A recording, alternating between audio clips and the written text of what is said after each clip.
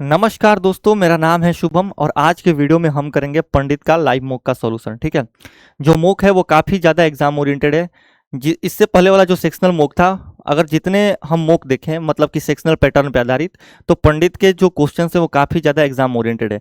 क्योंकि मेरे दोस्त 15 मिनट में जानबूझ करके ऐसे क्वेश्चन सेट कर रहे हैं कि अगर आपके अप्रोच सही रहे, आपको आपका जो टैकल करने का तरीका है क्वेश्चन को, वो अगर सही रहा तो आप 15 मिनट में 25 क्वेश्चन जरूर कर लेंगे। ठीक है, अगर 25 क्वेश्चन ना सही लेकिन 22-23 तो आराम से कर सकते हैं। ठीक है, लेकिन अप्रोच सही होना चाहिए, आपको डिविजिबिलिटी की नॉलेज होना चाहिए, आपको अप्रोक्सीमेशन का नॉलेज होना चाहिए, तब आप आराम से कर लोगे। और ये जानबूझ करके ऐसे सेट भी कर रहे हैं कि थोड़ा सा आप दिमाग लगाओ तो 15 मिनट में कर लोगे। ठीक है, तो चलिए बिना किसी देरी के हम आज के सोल्यूशन को स्टार्ट करते हैं और हर एक क्वेश्चन का द बेस्ट अप्रोच देखेंगे। और मेरे दोस्त, मैं बहुत जल्दी वन शॉट वीडियो डालने वाला हूँ रेशियो एंड प्रोपोर्शन का, उसको आप देखिएगा, फिर आपको पता चलेगा कि मैं कैसे इतना जल्दी क्वेश्चन अटेम्प्ट कर लेता हूँ।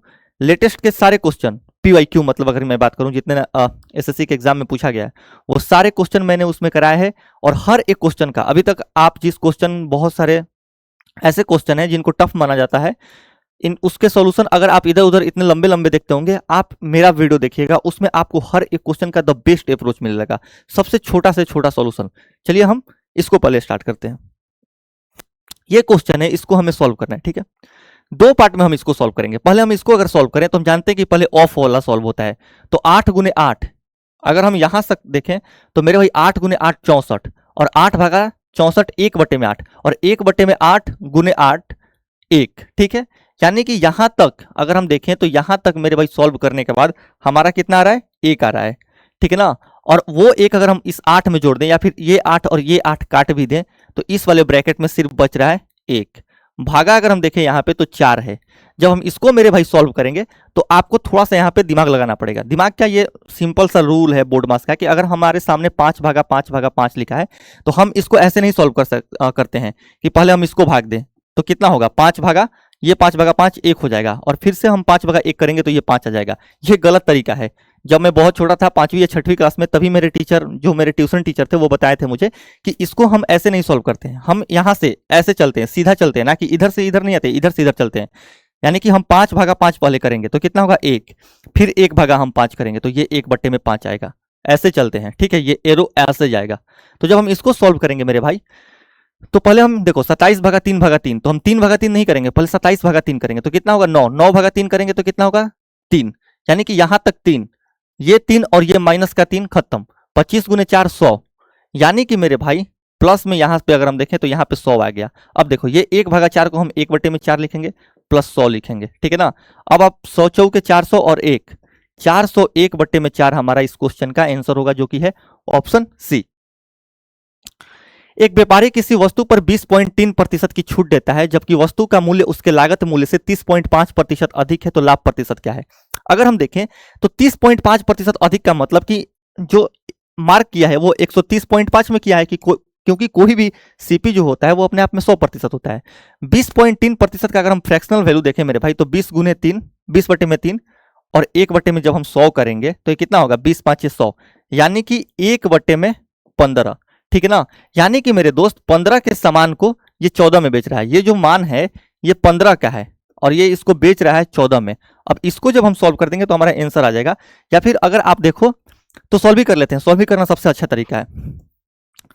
15 8 मेरे भाई 120, 15 8 हो गया 120, और 120 10, 15 7 कितना होता है, 105, यानी कि 8.7।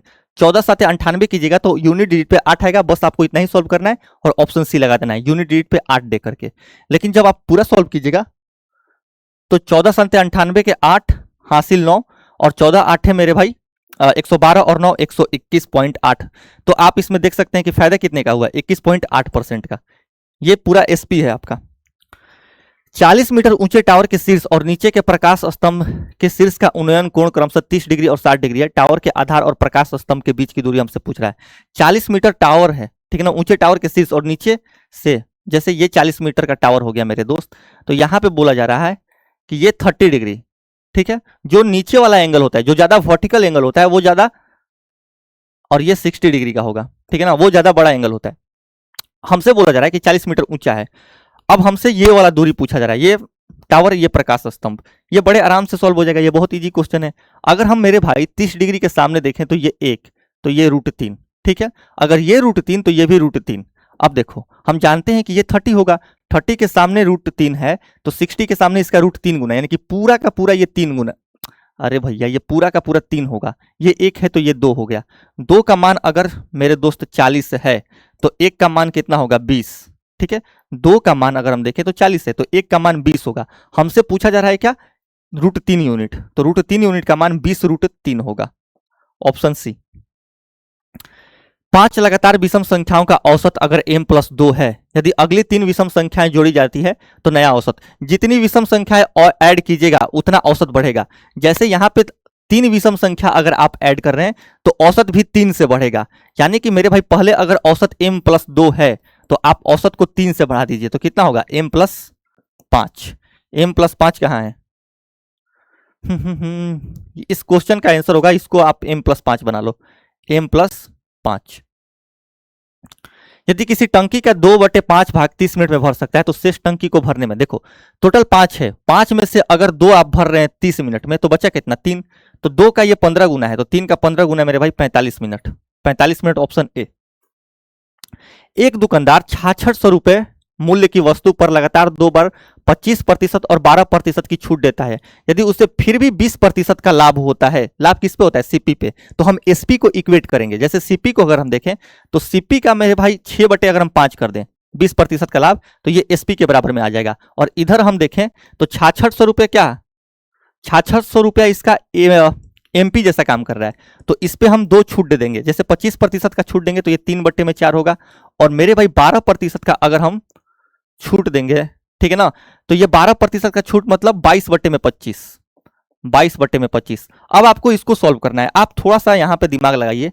66 यानी कि 11 का मल्टीपल, मेरे भाई ये 11 का मल्टीपल नहीं है, ये 11 का ऑप्शन सी हो सकता है, अगर हम देखें तो ऑप्शन बी हो सकता है, और मेरे भाई ऑप्शन डी भी नहीं हो सकता है, ठीक है। 11 का मल्टीपल, लेकिन आप थोड़ा सा दिमाग लगाइए, यहाँ पे 1/11 आ रहा है और यहाँ पे 1/11 आ रहा है, ठीक है ना। या फिर आप ऐसे भी कर लो ना, यहाँ पे 3 आ रहा है तो 3 का मल्टीपल तो होगा ही, लेकिन इधर भी 3 आ रहा है, छोड़ देते हैं। यहाँ पे 1/11, यहाँ पे 1/11, यानी कि 121 का मल्टीपल हमारा आंसर होना चाहिए। 121 से 121 या 363 ये कट रहा है, ये नहीं कट रहा है, ऑप्शन सी आपका उत्तर हो जाएगा। x बराबर 7 + 4 √3 है तो x³ - 1/x³। इस क्वेश्चन को बिना सॉल्व किए देखिए, हम अगर जानते हैं मेरे भाई, तो जानते हैं कि x बराबर 7 + 4 √3 है, तो 1/x कितना होगा, 7 - 4 √3। ये तो साफ दिखेगा, क्योंकि इनके स्क्वायर के सम का डिफरेंस 1 है, तो जब हम इसको रेशनलाइज करेंगे तो सिर्फ यहाँ पे माइनस लगा देंगे। अब मेरे दोस्त अगर हम x - 1/x करें तो कितना होगा, 7 + 4 √3 - 7 - 4 √3, 7 और 7 ये कट जाएगा, -4 √3 और ये -4 √3 प्लस का होगा, टोटल आएगा यहाँ पे 8 √3। अब हमें निकालना है क्या है दोस्त, x - 1/x का मान अगर 8 √3 है तो x³ - 1/x³ का मान निकालना है। हम जानते हैं कि aq - bq हमेशा a - b का एक मल्टीपल होता है, यानी जो भी आंसर होगा वो 8 √3 का मल्टीपल होगा। अब √3 तो सब में लगा हुआ है, तो हम देख लेंगे कि जो √3 से बाहर वाला टर्म है वो 8 का मल्टीपल हो। जैसे 8 का मल्टीपल 780 नहीं है, 675 ये तो ऑड है, ऐसी नहीं होगा, 390 भी नहीं है, बच्चा ऑप्शन डी और डायरेक्ट आंसर हो जाएगा। ये मैं बना रहा हूं तो इतना टाइम लग रहा है, आप इससे देख करके इस क्वेश्चन को सॉल्व कर सकते हैं। 4721 में न्यूनतम कौन सा मान जोड़ा जाए ताकि वो 21, 25 और 27 और 35 से विभाज्य हो। 25 से डिवाइड का मतलब मेरे भाई कि 5 से भी कट जाएगा, तो 5 से कौन सी संख्याएं कटती हैं, जिसकी यूनिट डिजिट पे 0 हो या 5 हो। अब हम यहाँ पे देखें तो 1 और 5 6 आ रहा है, 1 और 3 4 आ रहा है, 1 और 4 यूनिट डिजिट पे 5 आ रहा है, हो जाएगा, 3 पे भी नहीं होगा, यानी कि 4 ऑप्शन सही होगा। एक त्रिभुज के शीर्ष ए 2 4 20 6 - 2 और सी 10 और 8 है, तो त्रिभुज के केंद्रक का यानी कि सेंटर का हमसे क्या पूछना है, सेंट्रॉइड का वो पूछना है, सेंट्रॉइड का वो कोऑर्डिनेट। तो हम जोड़ देंगे 6 2 8 और 8 10 18, 18/3 करेंगे तो ये 6 आ जाएगा। 4 और 8, 8 4 12 में से 2 घटाएंगे मेरे भाई, 8 4 12, 12 में से 2 घटाएंगे तो 10, 10/3, यानी कि कोऑर्डिनेट जो होगा वो 6 और -6 और 10/3 हो जाएगा, 6 और 10/3, ऑप्शन बी। यदि a + b = b + c और c + a 7 6 5 है, तो a + b + c का मान 36 है, तो 1/a 1/b 1/c, यानी कि a b c के इनवर्स का मान हमसे पूछ रहा है। जब आपसे रेशियो देकर के रेशियो में मान पूछे तो एक्चुअल डाटा का कोई मतलब नहीं होता है, और सेम चीज परसेंटेज पे लागू होता है। मेरे भाई जब हम इनको जोड़ेंगे तो कितना होगा, 2a + b + c, लेकिन हमें निकालना है सिर्फ a प्लस बी प्लस सी। तो 2a प्लस बी प्लस सी, यानी कि जब हम इसको जोड़ेंगे तो 7 6 13 और 13 5 18, 2 से भाग देंगे तो ये a प्लस बी प्लस सी का सम आएगा मेरे भाई 9 यूनिट। अब देखो a प्लस बी अगर 7 है तो c कितना होगा 2। अगर हम b निकालें तो मेरे दोस्त a प्लस सी, अगर a प्लस सी 5 है तो ये b 4 हो जाएगा, ठीक है ना। और a अगर हम देखें तो a कितना होगा, आपको b प्लस सी घटाना पड़ेगा, यानी कि 9 में से 6 घटाना पड़ेगा तो ये 3। अब आप यहां पे देखो 1/a 1/b, आप ऐसे देखो 1/a और 1/b का मतलब क्या हुआ, b ratio a। b ratio a 4:3 है, 4:3, 4:3 ऑप्शन ए हो सकता है, ऑप्शन सी हो सकता है, ये नहीं हो सकता, ये नहीं हो सकता, ठीक है।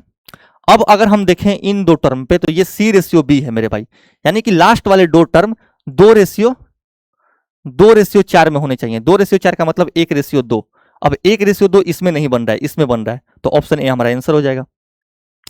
ए के सच बोलने की प्रायिकता 1/7 है और बी के सच बोलने की प्रायिकता 1/5 है। इस बात की क्या प्रायिकता है कि उनमें से केवल एक ही सच बोलेगा, ठीक है। बारी बारी से एक एक को सच बुलाना पड़ेगा। जैसे मान लो कि हम ए को सच बुलाते हैं तो 1/7, ठीक है ना।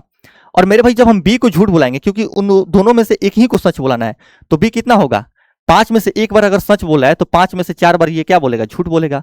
प्लस में अगर हम यहां पे देखें तो इस बार हम इसको सच बुलाते हैं बी को, तो ये कितना होगा 1/5, ठीक है, 1/5। और मेरे भाई अगर हम यहां पे देखें तो इसको हम झूठ बुला देंगे। 7 में से एक बार ये सच बोल रहा है तो 6 बार क्या बोलेगा, झूठ बोलेगा। 4 है कहीं 4/35 प्लस मेरे भाई 6/35, यानी कि ये टोटल होगा 10/35। 10/35 का मतलब 5 दूनी 10 और 5 7 35, 2/7। किसी मूलधन पर 9% वार्षिक दर से 2 वर्षों का चक्रवृद्धि ब्याज 5643 से अधिक, उसी मूलधन पर उतने ही समय और दर के लिए साधारण ब्याज क्या होगा, ठीक है। हम जानते हैं कि अगर दर और समय सेम रहे तो साधारण ब्याज जो होता है वो सीआई से हमेशा छोटा होता है, यानी साधारण ब्याज जो भी होगा वो 5643 से तो छोटा होगा। तो दो ऑप्शन तो आप ऐसे ही काट सकते हो। और यहां पे देख लो ना भैया, ये भी ऑप्शन आप ऐसे ही काट दोगे। हम जानते हैं कि 9% का जब हम 2 बार सक्सेसिव लगा देंगे तो ये 18.81% आएगा, जिसका मान कितना है 5643। हमें पूछ रहा है हमसे 18% का मान। अब आप देखो ये 0.81%, यानी कि 1% से भी छोटा, समझ रहे हो आप, मतलब कि मेरे भाई 1% से बहुत छोटा, ठीक है ना। तो जब हम इसको सॉल्व करेंगे तो 5000 के पास तो बिल्कुल नहीं पहुंचेंगे, 5000 से ज्यादा ही होगा, ऑप्शन बी अप्रोक्सीमेशन इसको बोलते हैं। त्रिभुज PQR में अंतर्निहित वृत्त इसकी त्रिज्या PQ QR और PR को क्रमशः बिंदु A B और C पर स्पर्श करती है, ठीक है। PQR हम यहां पे बना दिए। अगर इस क्वेश्चन को मैं चाहूं तो बिना फिगर बनाए भी कर सकता हूं, ठीक है।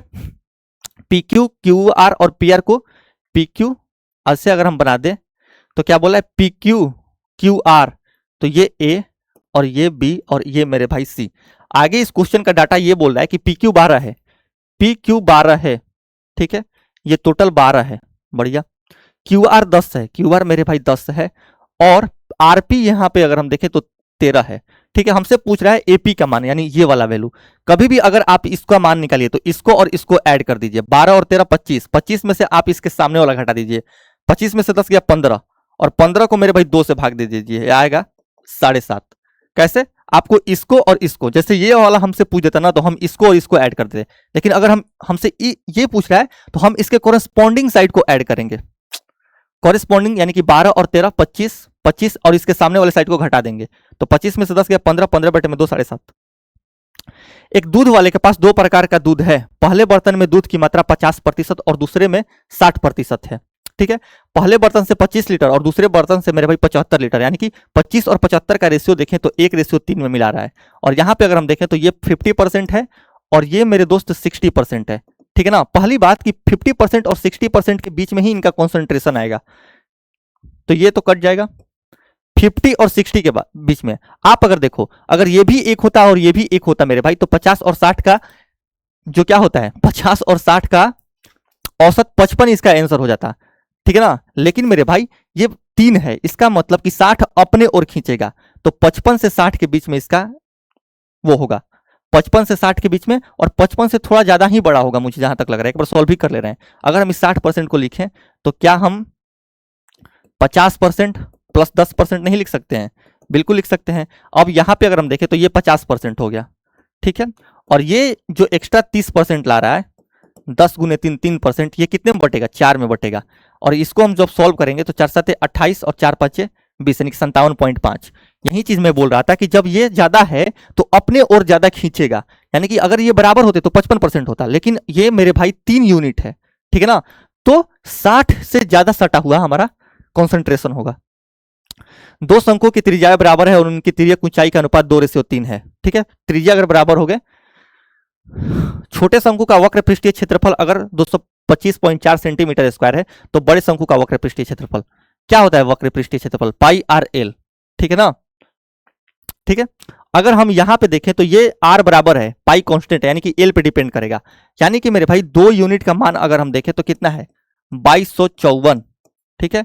यानी ये कितना गुना है दोस्त? अगर आप 1127 गुना, तो इसका हम 1127 करेंगे तो ये 3381 होगा। 1127 गुने 3, दो वस्तु एक ही कीमत पर बेची जाती है, एक पर 25% का लाभ होता है।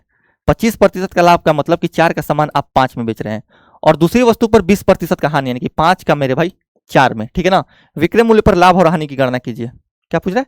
विक्रय मूल्य पर कुल लाभ या हानि है, विक्रय मूल्य पर कुल लाभ या हानि है। देखो, अगर एक ही कीमत पे बेचा जा रहा है मेरे दोस्त, तो हम एसपी को बराबर करेंगे, ठीक है ना। तो एसपी को बराबर करने के लिए इसमें अगर हम 4 से मल्टीप्लाई करें तो ये 16 और 20, और मेरे भाई 5 से अगर हम इसको मल्टीप्लाई करें तो ये 20, और यहां पे कितना होगा? 25। अब आप देखो यहां पे आपको 4 का फायदा हो रहा है और यहां पे मेरे भाई 5 का आपका घाटा हो रहा है, यानी कि टोटल आपका 1 रुपए का घाटा हो रहा है। हमें निकालना है विक्रय मूल्य पे, यानी कि 40 यूनिट पे। अब 1/40 कितना होता है? 1/40 मेरे भाई अगर हम देखें तो 2.5% होता है, लेकिन टोटल हमें 1 का घाटा हुआ है, तो 2.5% का लॉस हो जाएगा। Option D. के का मान ज्ञात कीजिए। किस मान के लिए समीकरण प्रणाली के एक्स प्लस 2y बराबर 5, 3x प्लस वाई बराबर 1 का अद्वितीय हल। फाइंड द वैल्यू ऑफ के for which system of equation के एक्स प्लस 2y बराबर 5, 3x plus has unique solution. Unique solution का मतलब होता है कि अगर हम देखें a1/a2 बराबर नॉट मेरे भाई b1/b2 होता है, क्योंकि अगर दो लाइन एक दूसरे को एक बार काटते हैं तो यूनिक सोल्यूशन होगा।